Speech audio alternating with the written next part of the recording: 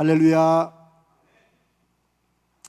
자, 오늘 창세기 35장입니다. 창세기 35장.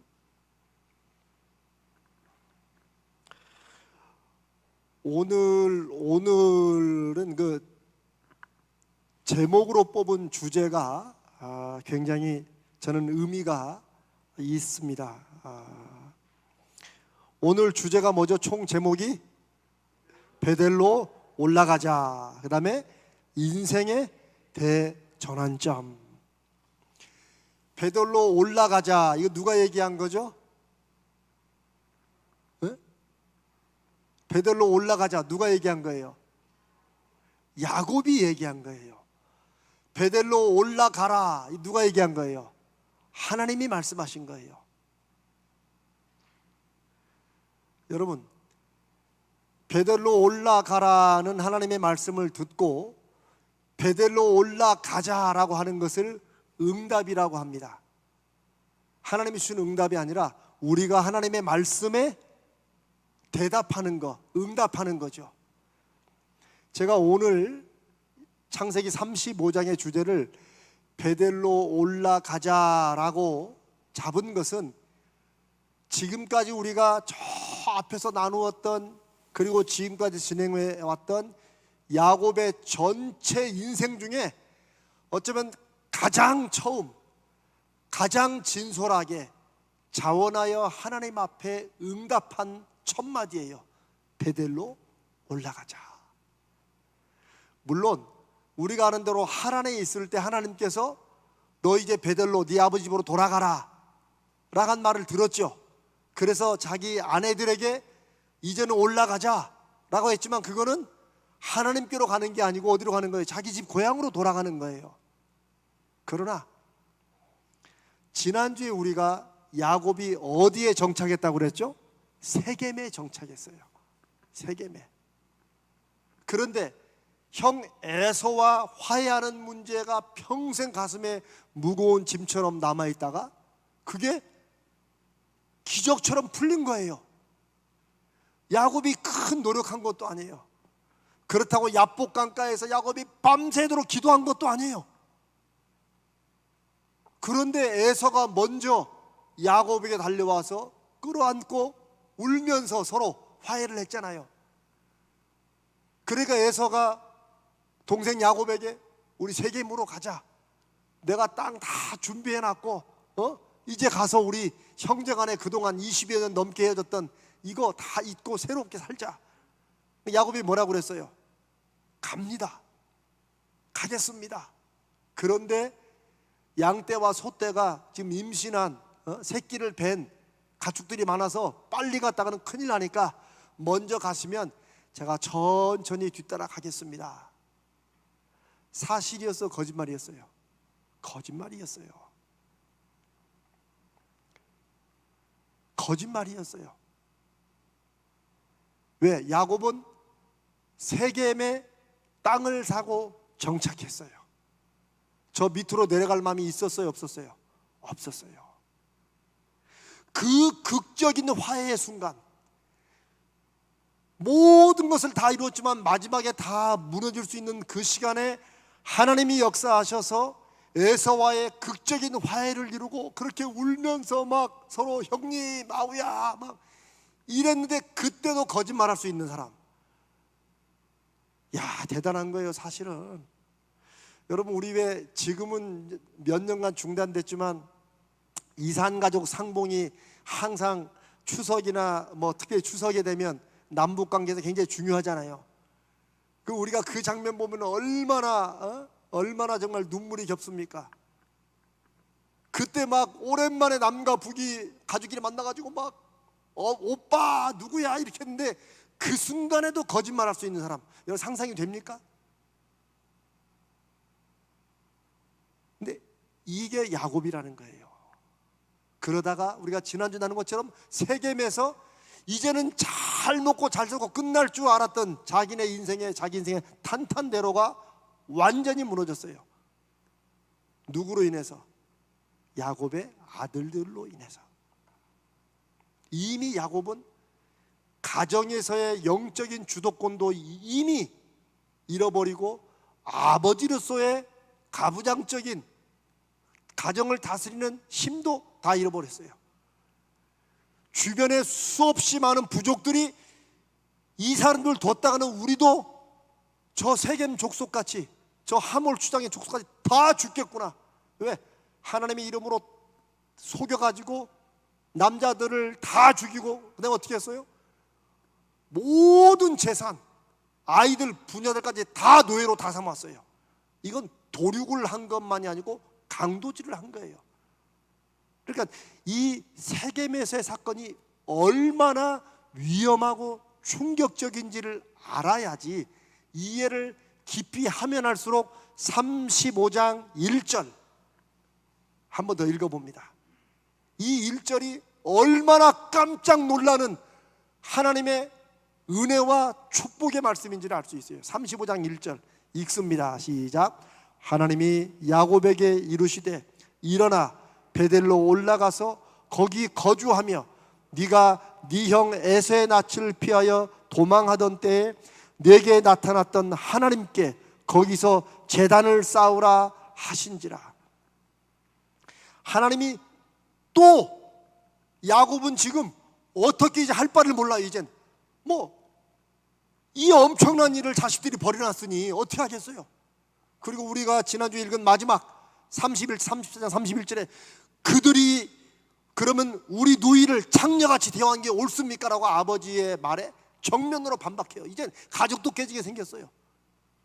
이런 상황을 여러분들이 이해하면 35장 1절에 누가? 하나님께서 야곱이 하나님 앞에 기도한 게 아니에요. 하나님 이럴 때 어떻게 합니까? 라는 게 아니에요. 저는 그런 면에서 야곱은 엄청 솔직한 사람이야. 어떻게 솔직해요? 믿는데 안 믿는 걸로 솔직해. 자기 마음에 하나님이 없어요. 솔직히 자기가 하나님을 의지하며 사는 것도 아니에요.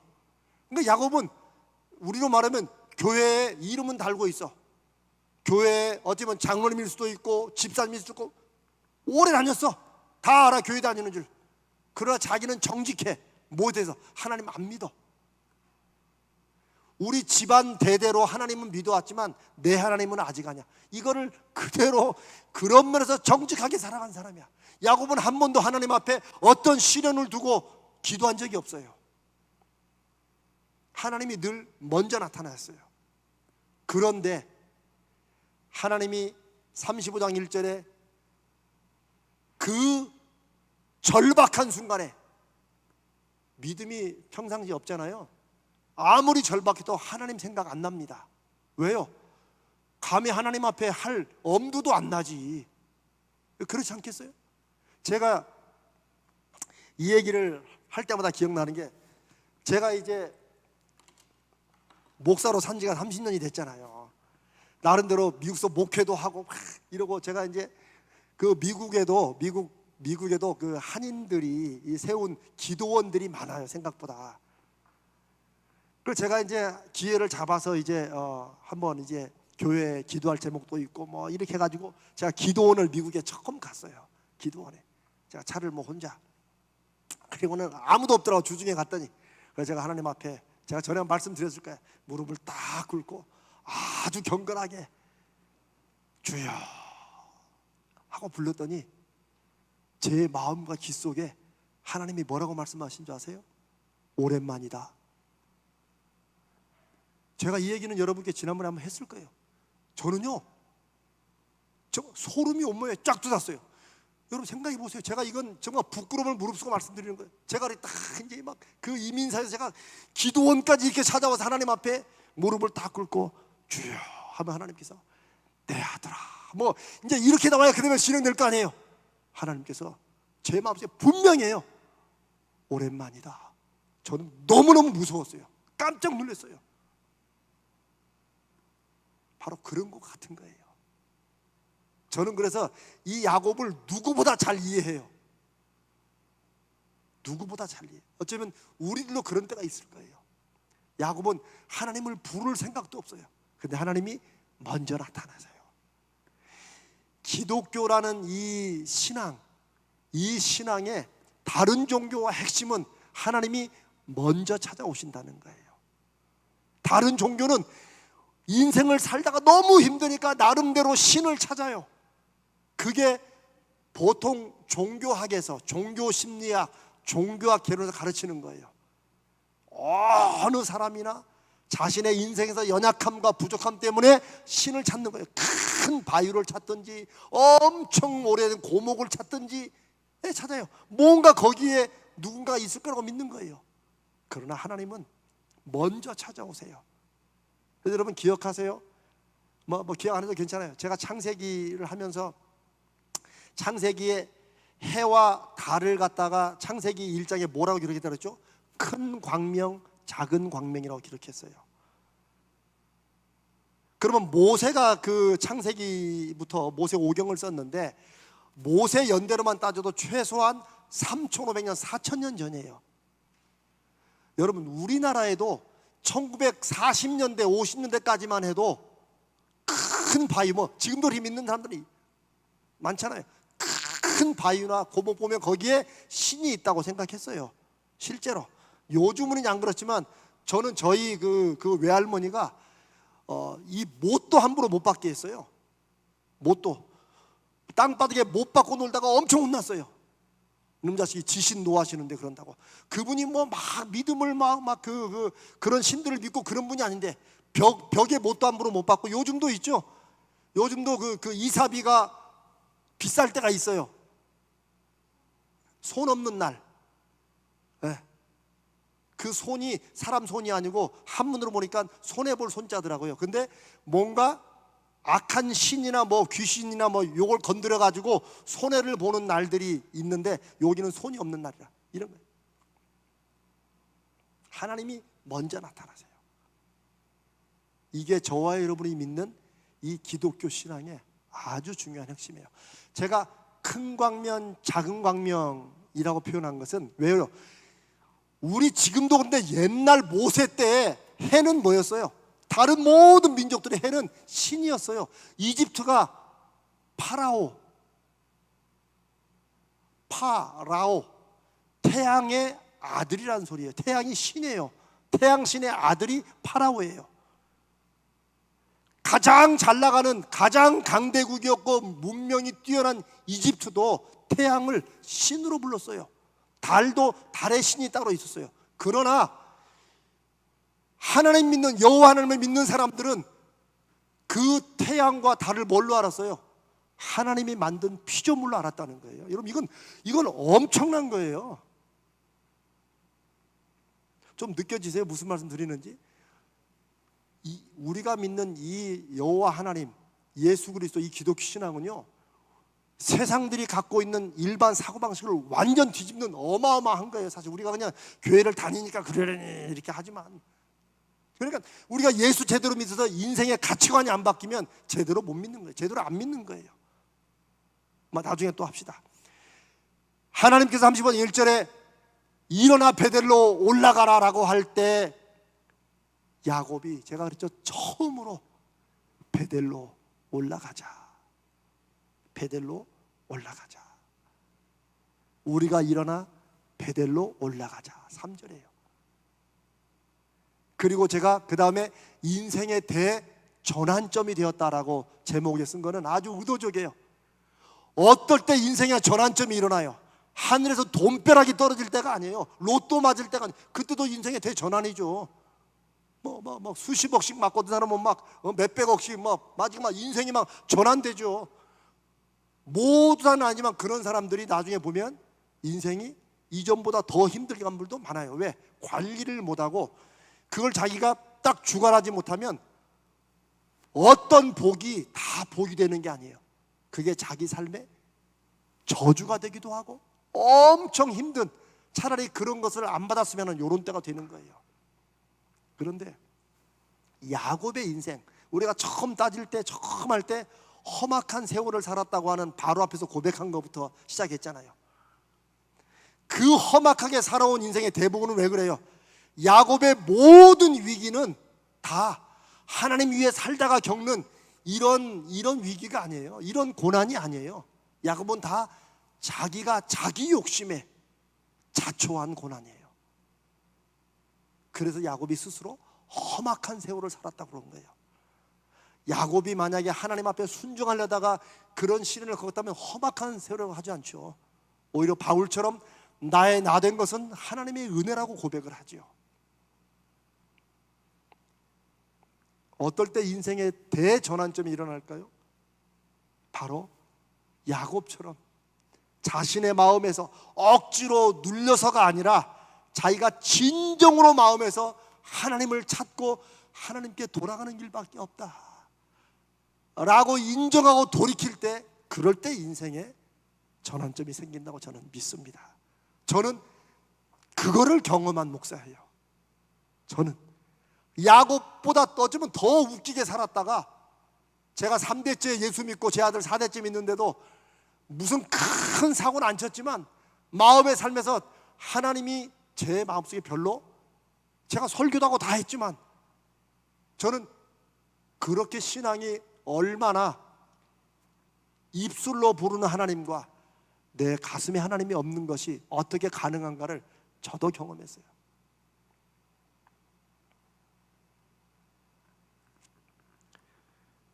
야곱을 다시 부르시는 하나님의 마음, 1번 소제목이 베델로 부르시는 마음에, 우리 아까 1절 읽었죠? 일어나 하는 하나님이 의도적으로 쓰신 것 같아요. 어떨 때 일어나라고 그래요? 아니 여러분, 누구한테 일어나라 할 때 그때 어떤 상황이나 어떤 모습이었겠어요? 주저앉아 있으니까 일어나라고 그러죠. 다 일어났는데 못 일어나라고 그래요. 의도적으로 이 말씀을 쓰신 것 같아요. 왜냐하면 야곱이 지금 우리말로 하면 그냥 떡심이, 이런 말이 좀 이해가 돼요. 떡심 풀린다는 거 알아요? 그냥 마음이 완전히 풀어져 가지고 의욕과 힘이 몸에 하나도 없을 때, 이제 꼼짝없이 죽을 수밖에 없게, 그냥 대책도 없고 이제는 다 죽은 거야. 이제는 몰살 당하기 직전에 그렇게 넋놓고 앉아있는 야곱에게 하나님께서 일어나 베델로 가라 라고 말씀을 하시죠. 다시 야곱을 세워주시는 응원의 말씀이에요. 하나님이 너희와 내가 그럴 줄, 저는 항상 이런 일 할 때마다 저 같았으면 먼저 좋은 걸 주기 전에 먼저 따지고 가야 돼. 너 봤지? 내가 말한 거 딱 됐지? 저는 항상 그랬던 것 같아요. 제 아들에게도 그랬고. 근데 하나님은 한 번도 야곱에게나 누구에게 뭔가를 주시기 전에, 은혜를 주시기 전에 먼저 너 임마 그러니까 한 번도 안 하시더라고요. 하나님은 그냥 받아주시고 그러면서 그 다음 할 일을 말씀하세요. 일어나 네가 내 형 에서의 낯을 피하여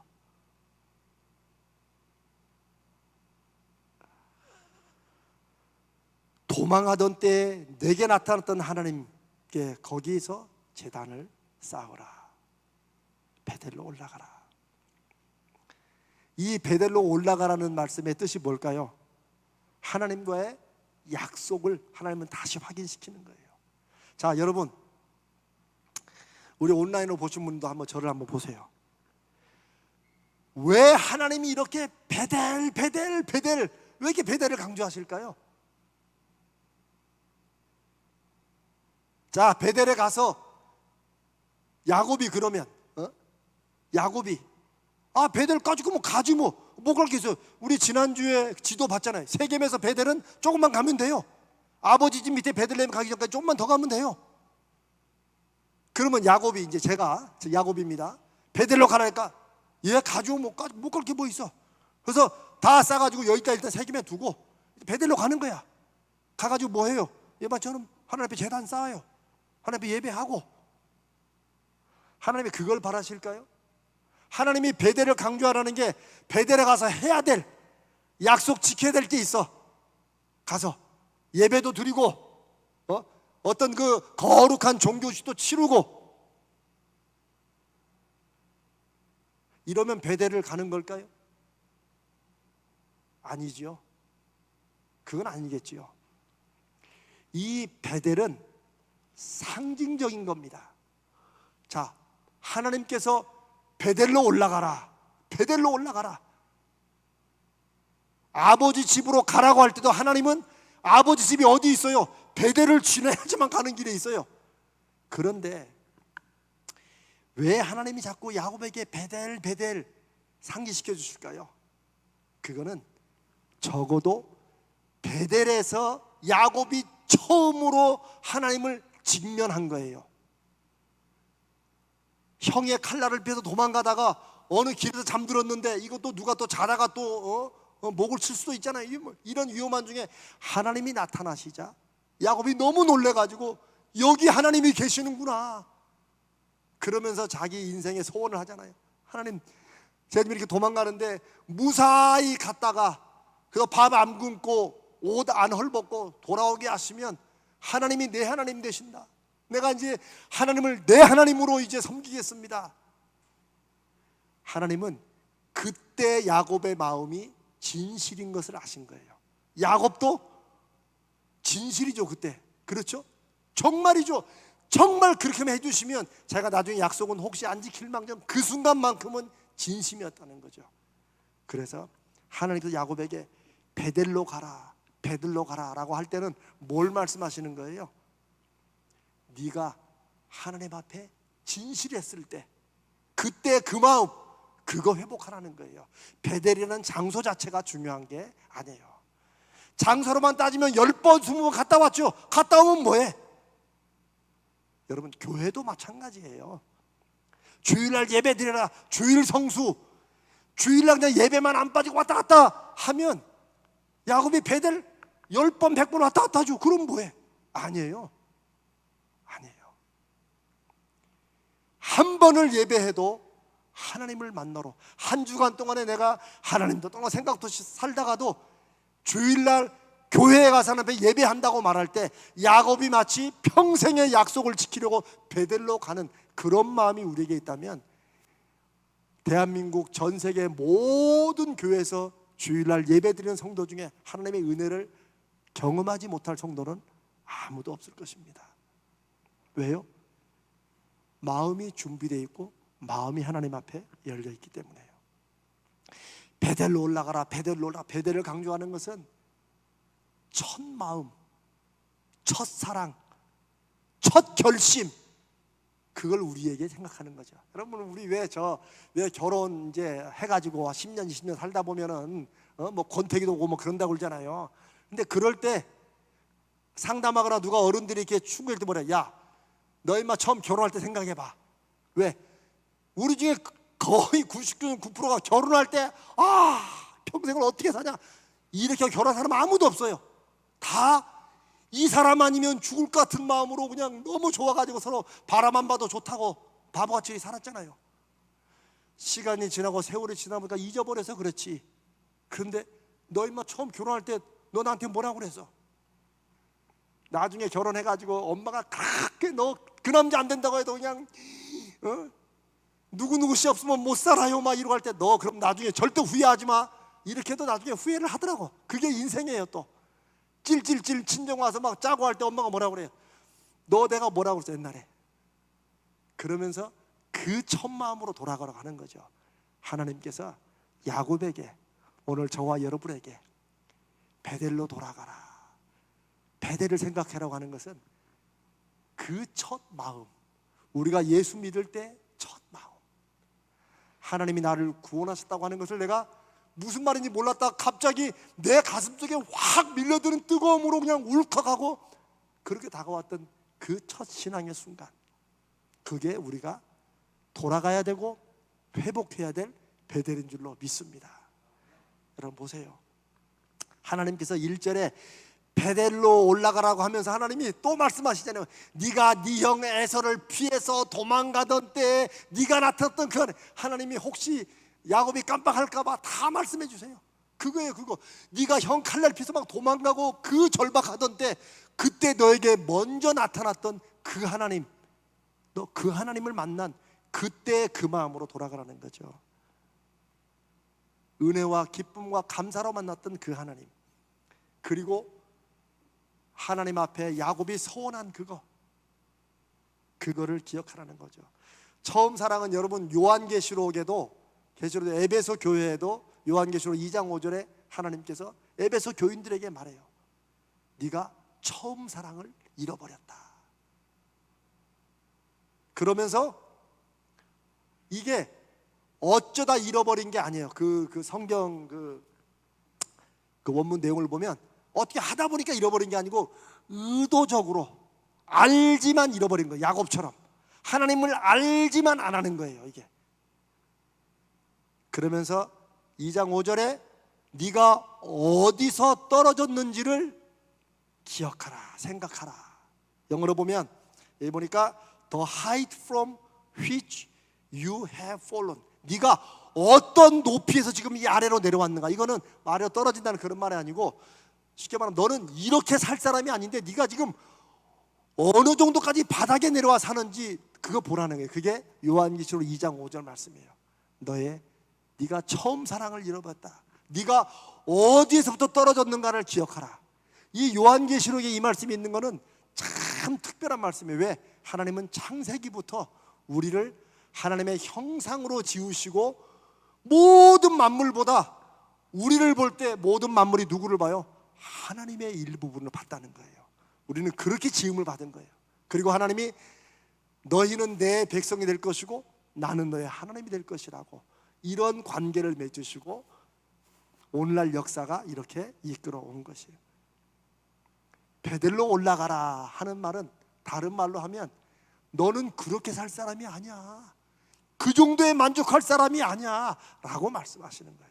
지금 여러분이 살면서 얼마나 만족하고 야 이제 더 이상 원하는 게 없다라고 할지 모르지만 하나님은 그 정도 만족하면 하나님의 자녀가 아니지 라고 하나님은 말씀하신다고 저는 그렇게 확신합니다.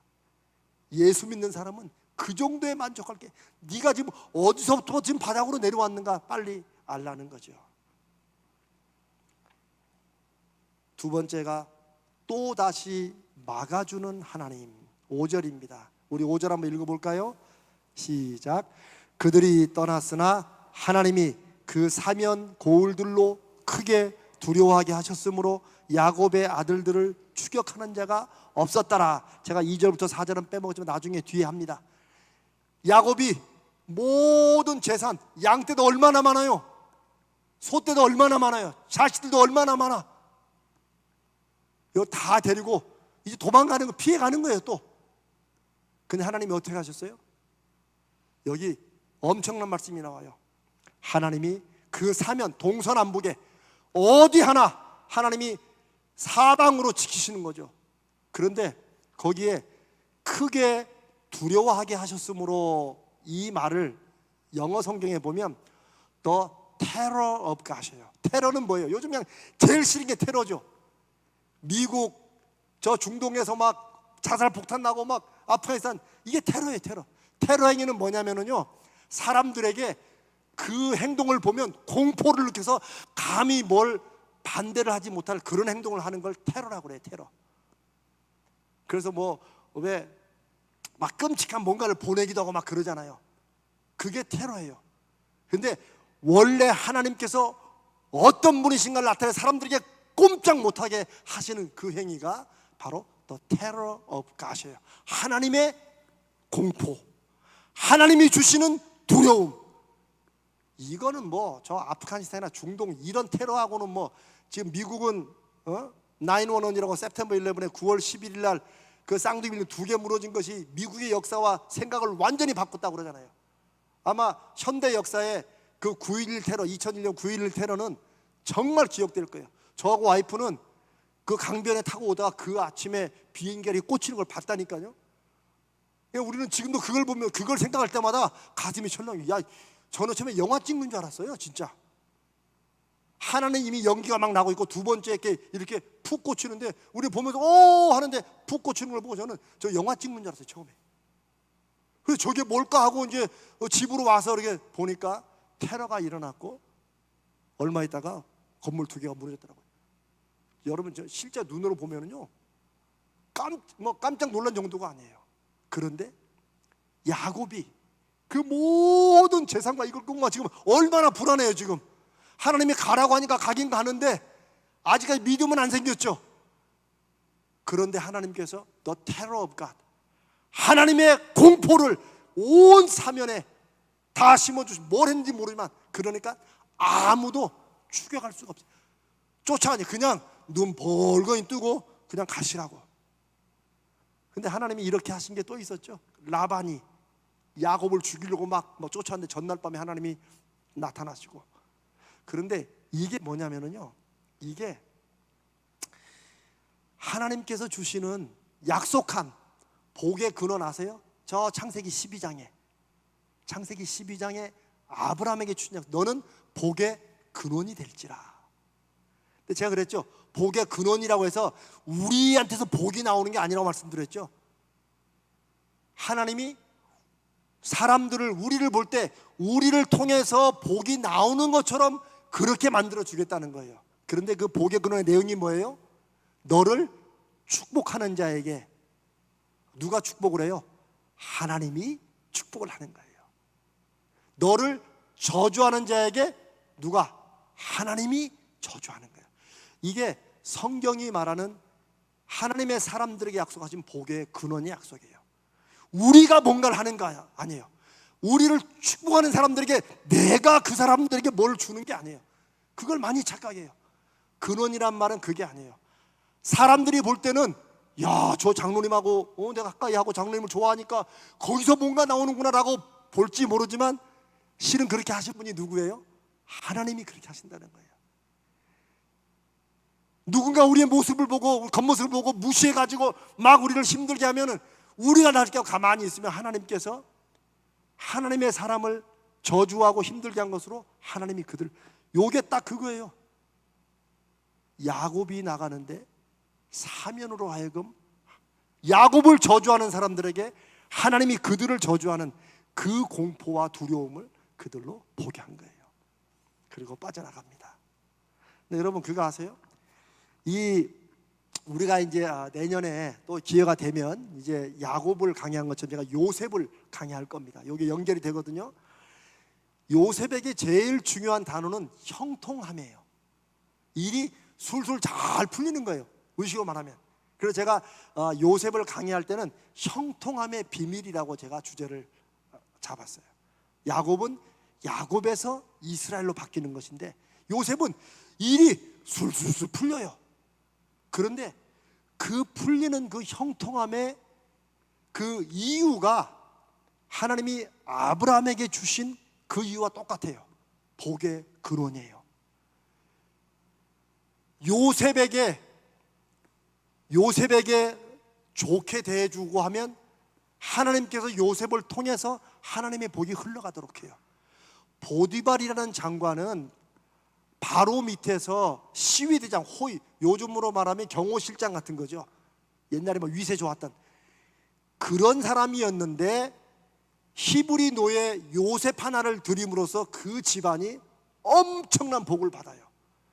처음에는 몰랐는데 보디발이 보니까 요셉이라는 그 히브리 노예를 통해서 신이, 자기는 안 믿었으니까, 하나님을 안 믿었으니까 그 신이 함께하는 것을 이들이 알았어요. 느꼈어요. 지금 창세기 35장에 이 사면에 야곱 가정을 죽이려고 했던 그 부족들은 하나님의 뭘 느꼈어요? 하나님의 테러, 하나님의 위협, 하나님으로 인한 두려움을 느꼈어요. 그런데 요셉을 통해서는 보디발이 뭘 본 거예요? 하나님의 축복하심을 느낀 거예요. 이게 똑같이 다 복의 근원이에요. 너를 저주하는 자를 내가 저주하고 너를 축복하는 자를 내가 축복한다. 이게 하나님이 아브라함에게 주신 약속이고, 우리가 저 언약의 벽에다 이름을 새겨놓은 것도 바로 그런 하나님의 약속을 우리가 믿음으로 믿고, 좀 힘들고 어려워도 여기 가정에 새겨진 내 자식들, 내 자녀들, 후손들의 이름을 하나님이 약속하신 대로 이루어 주시라고 하는 우리의 기도를 좀 새롭게 하자고 저기다 이름을 써놓은 거예요. 그런 마음이에요. 왜? 예수 그리스도를 믿는 사람은 우리가 영적으로 아브라함의 자손이라고 성경에 분명히 약속이 돼요. 저는 성경이 약속하기 때문에 그대로 믿고 살려고 그래요. 하나님이 약속한 것이니까. 두 번째 큰 2번입니다. 응답하는 야곱의 마음. 여러분 요거 보시죠 다? 네. 제가 지금까지는 부르시는 하나님의 마음을 제가 나눴어요. 하나님은 여전히 하나님의 약속을 지켜가시는 거예요. 야곱이 알든 모르든, 야곱이 믿음으로 순종하든 안 하든 하나님은 하나님의 이름을 위해서 끌고 가시는, 그게 시편 23편의 유명한 구절이에요. 하나님은 자기 이름을 위하여, 누구의 이름이요? 하나님의 이름을 위해서 우리를 의의 길로, 의로운 길로, 축복의 길로 인도하신다는 거예요. 왜? 하나님이 그렇게 약속하셨기 때문에. 그게 하나님의 일하시는 방법이에요. 자, 이제 여기에 응답하는 야곱의 마음을 봅시다. 응답이란 말을 썼는데 이거 처음입니다. 누구에게? 야곱에게는 처음이에요. 그동안에는 야곱이 하나님께서 뭐 하신 거에 대해서 응답한 적이 별로 없어요. 지는 한 것처럼 했지만 속으로 딴 생각 다 있어요. 라반이 삼촌이 와가지고 뭘 할 때도 지가 나서가지고 했지만 사실은 정말 참 웃겨요. 어떻게 보면 입으로는 하나님을 불렀지만 자기 마음속에는 하나님에 대한 믿음도 없고 인정도 없어요. 그러니까 금방 사건만 풀어지면 또 딴짓하지, 당연한 듯이. 왜? 전혀 마음속에 그런 게 없었으니까. 그런데 처음으로 야곱이 응답을 해요. 물론 라반 삼촌 집에 있을 때도 하나님이 너 고향집으로 돌아가라 라고 해서 야곱이 이제 자기 아내들에게 돌아가자고 말했지만 그건 응답이 아니에요. 응답은 리스판스죠. 리스판스는 뭐예요? 내가 뭘 하면 거기에 똑같이 맞추어서 대답하는 게 응답이거든요. 목사님, 뭐 결국 하나님께서 라반의 집에서도 고향으로 돌아가라 했으니까 야곱이 돌아왔잖아요. 그걸 제가 응답이 아니라고 했어요. 왜? 그건 하나님을 이용해 먹은 거라고 그랬죠. 제가 기억하세요? 왜 이용해 먹었어요? 지금 삼촌 라반과 사촌들만 눈이 살기등등해. 왜? 재산을 지가 다 먹었거든. 그래 불안한데 하나님께서 돌아가라고 그러니까 오케이 하고 하나님을 이용해 먹은 거예요. 뭐라고 이용해 먹어요? 하나님이 지금 일어나 가라고 그랬다. 그래서 삼촌 라반이 저 양털 깎느라고 지금 우리만 하면 추수기에 엄청 바쁜데 3일을 가야 되는 그 거리에 쏙 빼가지고 도망간 거예요. 이건 응답이 아니죠. 그렇죠? 응답은 뭐예요? 하나님이 무슨 말씀하시면 그 말씀의 뜻이 무엇인가를 알고 믿음으로 받아들여서 거기에 순종하는 게 응답이죠. 그렇죠? 네. 여러분 뭐 제가 뭐 이런 예화는 들 필요도 없죠. 어떤 애가 엄마가 심부름을 시켰대요. 가가지고 간장 한 병 사와라. 그랬더니 그러면 나 아이스크림 하나 먹어도 돼? 그러니까 그래, 남으면 아이스크림 사 먹어. 갔어. 근데 딱 보니까 간장은 안 두고 아이스크림만 먹고 와. 엄마 물어봤대요. 야, 너 임마 간장은 있어? 아니, 아이스크림 사고 나니까 간장값이 안 되더라고. 이제 그런 거 비슷한 거예요. 하기는 해. 그런데 어디에 우선권이 있냐는 거예요. 간장을 사는데 우선권이 있어요? 지가 아이스크림 먼저 먹는 게 우선권이 있어요? 우리는 응답을 그런 식으로 오해하며 사는 거예요. 아니, 가게 갔잖아요. 근데 돈이 모자라서 못 산 건 어떡해? 그런데 제가 방금 그 어린아이 얘기한 것처럼 우리는 그렇게 사는 거예요. 야곱은 지금까지 그렇게 살아왔어요. 응답을 한다고 했지만 응답이 아니지. 실은 지 할 거 먼저 하고, 그래서 제가 하나님을 이용한다고 한 게 바로 그런 뜻이에요. 그러나 여기에서는 야곱이 처음으로 응답을 해요. 2절 한번 읽어봅시다. 2절 35장 2절 시작. 야곱이 이에 자기 집안 사람과 자기와 함께한 모든 자에게 이르되 너희 중에 있는 이방 신상들을 버리고 자신을 정결하게 하고 너희들의 의복을 바꾸어 입으라. 3절 읽습니다. 우리가 일어나 베델로 올라가자. 내 환난 날에 내게 응답하시며 내가 가는 길에서 나와 함께 하신 하나님께 내가 거기서 제단을 쌓으려 하노라 하매. 야곱이 하나님이 말씀하신 거 그대로 해요. 일어나 베델로 올라가자. 옛날에 라반의 집에서는 하나님께서 집으로 돌아가라고 그랬지 즉시 일어나 가라고 그랬다. 요 말은 지가 그냥 더해가지고 빨리 도망가자고 한 말이에요. 그러나 여기 보니까 참 성경은 참 그러면서 정말 신비한 책이에요. 하나님이 35장 1절에 일어나 베델로 올라가라니까 야곱이 드디어 진솔하게 응답하는 마음으로 똑같이 우리가 일어나 베델로 가자라고 똑같이 받아요. 이제는 자기의 어떤 잔머리 이런 거 더하지 않아요. 그리고 하나님이 네 형 에서의 낯을 피하여 한 것을 그대로 받아요. 내 환난 날에 내게 응답하시며 내가 가는 길에서 나와 함께 하신 그 하나님께 내가 제사를 드리러 간다.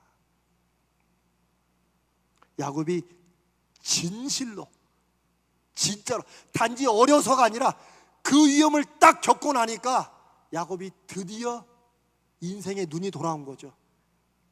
내가 더 이상 이렇게 살아서는 안 되는 거구나.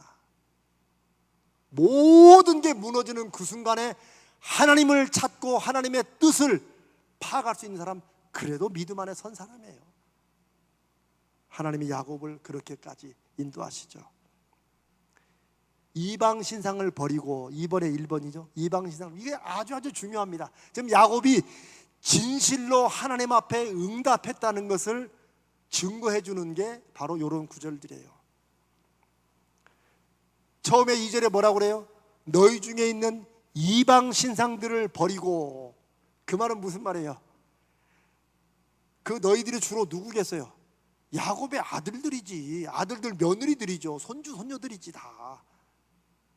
설마니만 종들만 이방 신상 섬기겠어요? 아니에요. 우리가 라반 삼촌 집에서 몰래 도망 나올 때 자기 와이프, 두 번째 와이프 라헬이 아버지 집에서 뭘 훔쳐왔어요? 드라빔 숨겨왔어요. 드라빔은 당시에 사이즈가 크고 작은 것도 있지만 요 한 20cm, 15cm로 품에 넣어 갖고 다니기 좋은 신상이에요. 야곱이 알았을까요? 저는 알았다고 봐요. 왜? 요 구절을 보니까 알았다고 봐요. 여전히 야곱의 집안에 이방 신상들이 있었어요. 야곱의 아들들도 하나님을 4대째 믿었지만 여전히 이방 신상들 섬겼거든요. 야곱이 그걸 솔직히 인정하는 거예요. 너희 가운데 이방 신상들을 버려라. 이게 야곱이 진실로 베델로 올라가자는 말에 그냥 뭐 베델 한번 올라가죠 뭐 까짓 것, 이게 아니라는 것을 말씀이 우리에게 지금 증거해 주는 거예요. 너희 중에 이방 신상들을 버려라. 뭐예요? 이제 하나님만 나의 하나님이고 하나님만 나의 진정한 신이다 하는 걸 인정하는 거죠. 자신을 정결하게 하고 purify yourself, 너를 정하게 씻어라. 뭐예요? 여러분, 어떨 때 사람이 정결해져요? 이방 신상을 먼저 버려야 정결해지지. 우리가 주여 내가 이제부터 정결하게 살겠습니다 했는데 이방 신상을 계속 붙잡고 있어. 그 정결하게 된 겁니까? 안 됩니까? 안 된 거죠 사실은. 근데 저도 그럴 때가 많았어요. 요건 못 버려. 그런데 새롭게 해주시옵소서 기도는 하지. 그런데 이거를 놓지 않는 한은 그 정결함이 아직 안 일어나는 거죠. 그러면서 야곱이 첫 마디가 너희 중에 이방 신상들을 버려라. 자기도 버리고 라헬 것도 버리고 다 이제 정말 하나님만 붙잡을 수밖에 없다. 그게 베델로 올라가라요. 그리고 이방 신상을 버리고 날 때야 우리가 정결하게 될 수 있어요. 여기서 정결하다는 것은 목욕해라 그런 말이 아니에요. 마음을 정결하게 잡으라는 거예요. 그 다음에 세 번째, 의복을 바꿔 입어라.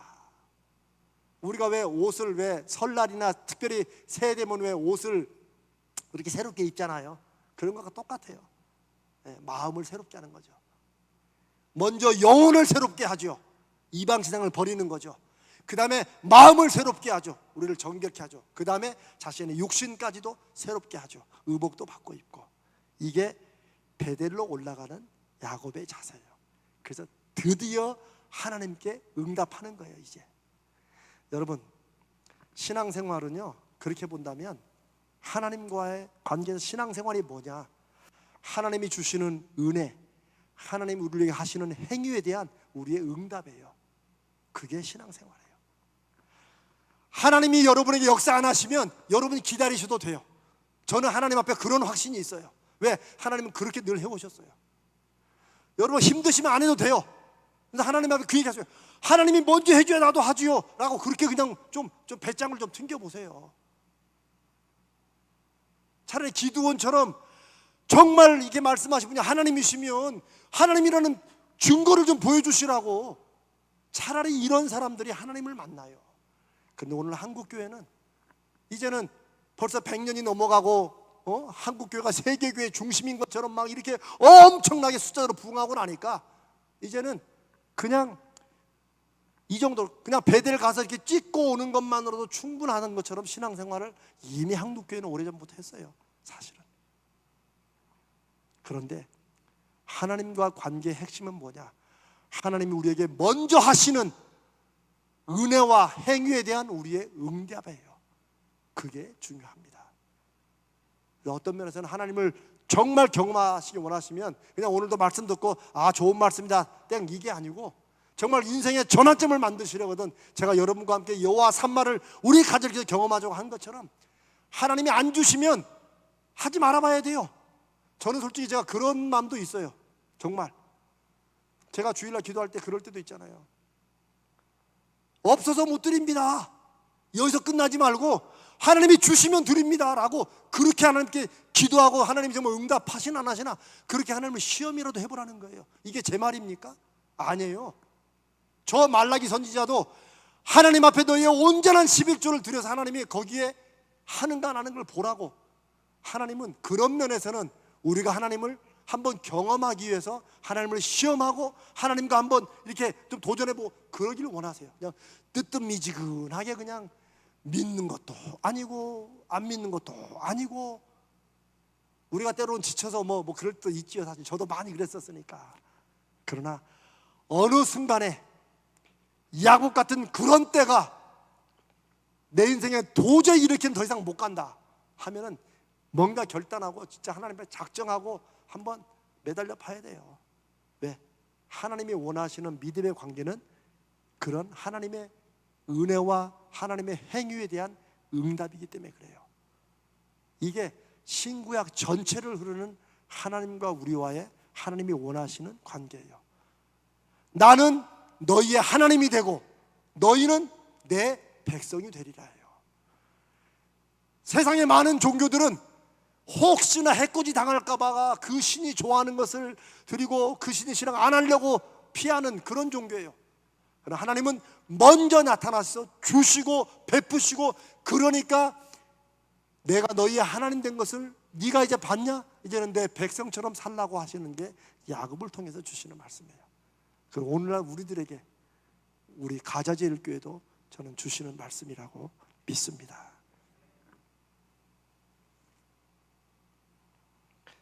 두 번째, 내게 응답하시며 나와 함께 하신 하나님, 3절이죠. 야곱의 정말 계속되는 진솔한 신앙 고백이죠. 그동안엔 자기 능력으로 살았어요. 사실은 여러분, 우리가 라반 삼촌 집에 있을 때 야곱이 한 게 뭐예요?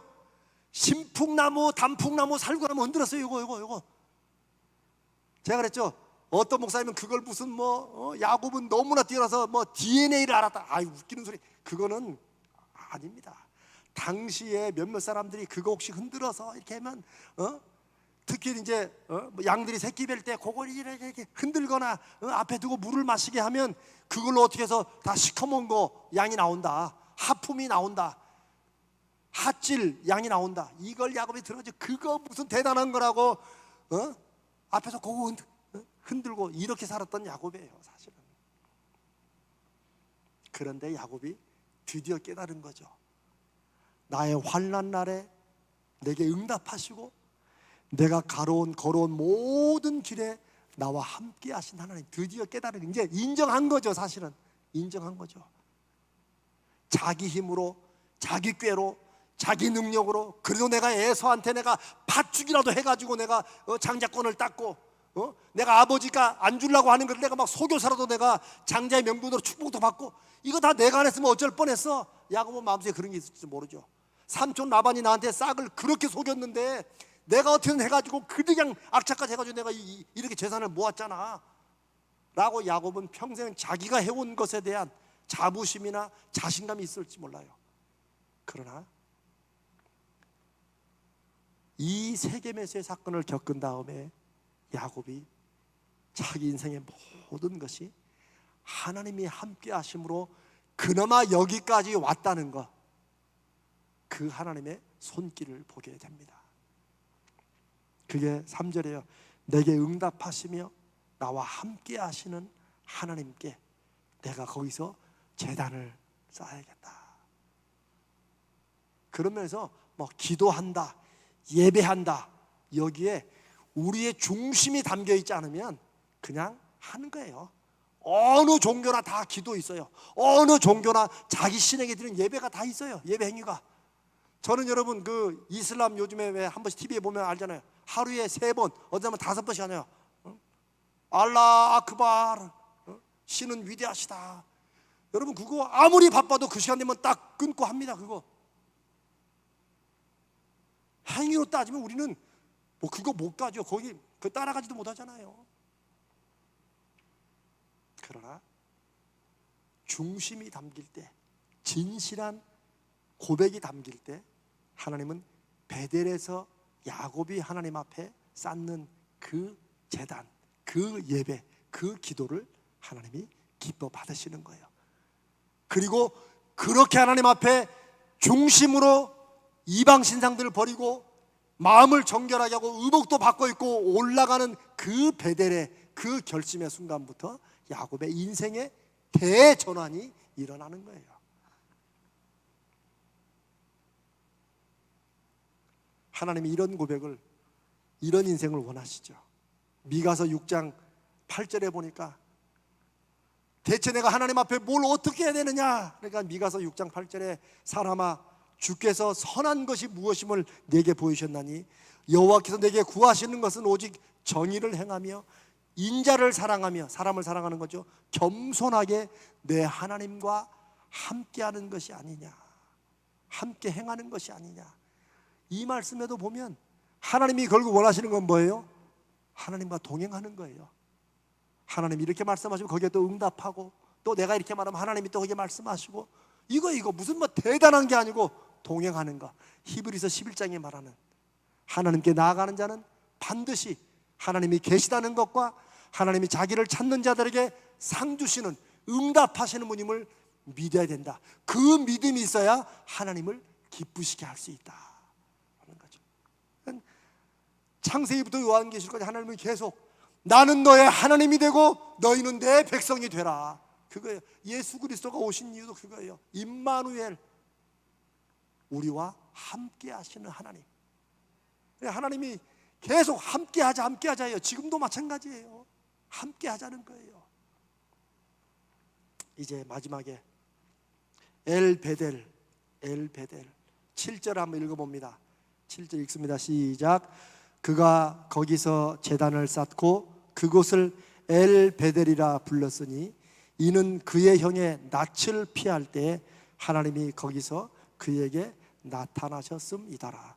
계속 형 에서의 낯을 피할 때 이걸 계속 강조하시죠. 왜? 이게 첫 마음이기 때문에, 첫 결단이고 첫 사랑이기 때문에 그래요. 그런데 여기서 그 베델로 올라가서 그 제단을 쌓고 그 제단의 이름과 그것을 야곱이 또 이름을 붙여요. 사실 이름을 붙이는 것보다도 거기서 다시 한번 그 자기가 한 제단 쌓고 예배하는 그 의미를 한 번 더 새로운 이름으로 확인하는데, 이름이 뭐예요? 엘 베델. 엘은 하나님이에요. 베델은 하나님의 집이에요. 그러니까 뭐예요? 베델의 하나님, 하나님의 집에서 만난 하나님이란 뜻이에요. 그런데 저는 이 엘 베델로 야곱이 부른 게 저는 참 특별하고 의미가 있다고 생각합니다. 그럼 한번 들어보세요. 베델이라는 말은 뭐예요? 벳엘이에요. House of God이에요. 하나님의 집. 원래 그 땅 이름은 뭐예요? 루스예요. 루스. 아무 이름도 없는 그냥 루스라는 곳이에요. 그런데 야곱이 거기서 그 불안한 중에 하나님을 만나고 나서 하나님이 여기 계시는구나, 여기가 하나님의 집이구나 해서 그 땅을 베델이라고 별명처럼 붙인 거예요. 그런데 엘 베델은 야곱이 자신의 마음에 믿음의 고백을 담은 그런 이름이에요. 왜 그럴까요?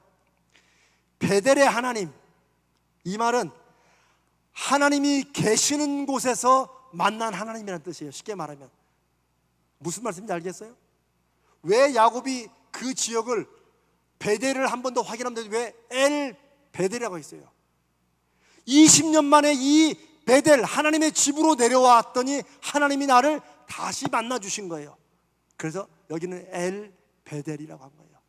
베델의 하나님, 하나님의 집에서 내가 다시 20년 만에 돌아와서 만난 하나님, 그게 야곱이 베델에서 하나님 앞에 쌓았던 단에 그 제단과 예배에 야곱이 붙인 이름입니다. 야곱이 다시 하나님을 만났다는 그 마음을 엘 베델로 붙인 거예요. 오랜 방황과 거치장뿐이었던 그런 믿음과 하나님을 이용하면서 살았던 그 야곱이 처음으로 믿음으로 부른, 쉽게 말하면 하나님이 나의 하나님이 되실 것이요 하는 그 고백을 엘 베델이라고 이름 붙이면서 그렇게 고백하는 거예요. 옛날 베델, 그러나 20년 동안 잊어버리고 내가 세겜에서 딱 머물러가지고 더 이상 이제 끝 이렇게 해서 그냥 뭉개버리려고 했던 그 베델에서 내가 드디어 돌아와 만난 하나님, 그게 바로 엘 베델이라고 야곱이 이름을 붙인 그런 뜻입니다. 여러분, 저는요 교회도 제가 여러분 얘기지만 우리 교회만이 아니라 이 건물에 있는 모든 교회들도 어떤 베델이에요. 다 그렇죠? 하나님이 계시는 곳이에요. 그런데 이곳이 우리가 엘 교회가 돼야 돼요. 여기서 하나님을 못 만나면 제가 아까 말씀드린 것처럼 베델 그냥 찍고 오는 거예요. 가서 제가 그랬죠. 그건 쉬운 거라고. 그러니까 야곱이 진심으로 하나님 앞에 돌아서지 않았으면 베델로 올라가랄까? 베델 올라가죠. 뭐 가가지고 쭉 가가지고 제단 하나 쌓고 뭐 예배 드리고 그러고 오는 거야. 제가 그랬죠. 왜 하나님이 베델을 이렇게 강조하시는가? 그건 자신의 처음 사랑, 첫 결단, 첫 마음을 회복하고 하나님께로 완전히 돌아가는 사인이고 상징이라고요. 그리고 야곱이 그곳을 엘 베델이라고 부른 것처럼 우리 가재제일교회만 아니라 모든 교회들은, 하여튼 우리 한국 국민들은 교회 짓는 것만큼은 열심이니까. 근데 우리는 계속 교회만 왔다 갔다 하면 그냥 교회예요. 여기는 교회야. 그러나 하나님이 이 시간에 원하시는 것은 저와 여러분도, 저도 여러분도 야곱처럼 이제는 엘 베델처럼 엘 교회, 교회는 하나님이 계신 곳이라고 그냥 말만 하고 이런 게 아니고 여기서 교회에서 만난 하나님, 이게 된다는 거예요. 여러분의 가정도 엘 황교숙 장로님의 가정, 이게 돼야 된다는 거예요. 내 가정에서 만난 하나님. 무슨 말인지 알겠죠? 하나님은 어디나 다 계시다. 우리가 다 말로는 다 알죠. 다 하고 내 사업장에, 내 직장에, 거기에 엘 직장이 돼야 된다는 거죠. 그게 야곱이 베델로 돌아와서, 베델이라는 것이 상징적으로 의미가 있는 것이잖아. 내가 이곳에서 만난 하나님을 고백했듯이 저는 우리의 삶도 하나님이 말씀하시고 약속하신 모든 곳을 회복할 때 우리가 그 앞에 애를 붙일 수 있는, 하나님을 붙일 수 있는, 내가 거기서 새롭게 만난 하나님, 이 시대에 우리가 야곱 광야를 통해서 돌아보고 확인하고 새롭게 해야 될 믿음의 회복이 저는 엘 베델이라고 믿습니다. 우리는 수십 년간 예수 믿었잖아요. 저도 태어날 때부터 모태 신앙부터, 그래서 제가 늘 이것도 못하고 저것도 못하고 맨날 그렇게 살아왔지만, 그렇게 수십 년 믿어온 하나님이 그냥 신앙 속에 있는 성경에 기록된 하나님이 아니고 내가 만난 하나님, 그게 바로 엘 베델이 되어야 되는 거예요. 저는 우리 가자제일교회가 이제 60년을 새롭게 시작하는 이 시점에 우리가 여호와 산마를 중심으로 삼고 가자는 이유가, 대한민국에서 교회 모르는 사람이 어디 있어요? 긍정적이든 부정적이든 다 알죠. 교회는 하나님이 계신 곳이라고 사람들은 알지만 실제 하나님이 있다고 생각지는 않죠. 그러니까 손가락질 하는 거예요. 그러니까 예수 믿는 사람들도 아유 코로나 때문에 교회를 어떻게 하고 뭐 교회 일이 되는 거예요. 그러니까 여기에서 우리가 하나님을 만나지 못하면 이 건물이 무슨 의미가 있어요? 이곳이 엘 베델이 되어야 됩니다. 여러분의 가정이 그냥 예수 믿는 집, 우리는 몇 대째 예수 믿어, 이게 중요한 게 아니고 거기서 하나님을 만나야 돼요. 그래야 그 가정이 정말 하나님이 역사하시는 가정이고 하나님이 역사하시는 사업장이 되고 하나님이 역사하시는 직장이 되는 거예요. 야곱이 베델에서 제단을 쌓고 엘 베델이라고 이름 붙인 그 경험이 우리 가자제일교회, 이 말씀을 듣고 하나님 앞에 새롭게 결단하고 기도하는 모든 성도들에게 있으시기를 주님의 이름으로 축복합니다. 우리 정말 우리 인생에서 엘 베델을 한번 새롭게 경험하는, 그게 여호와 삶 아닙니까? 아니 그 교회가 뭐 이렇게 특별해, 뭐 대한민국 교회 수없이 있는데 거기는 하나님이 계셔. 그게 엘 베델 아닙니까? 이런 결단을 새롭게 하는 오늘 이 밤에 저와 여러분 되시기를 주님의 이름으로 축복합니다.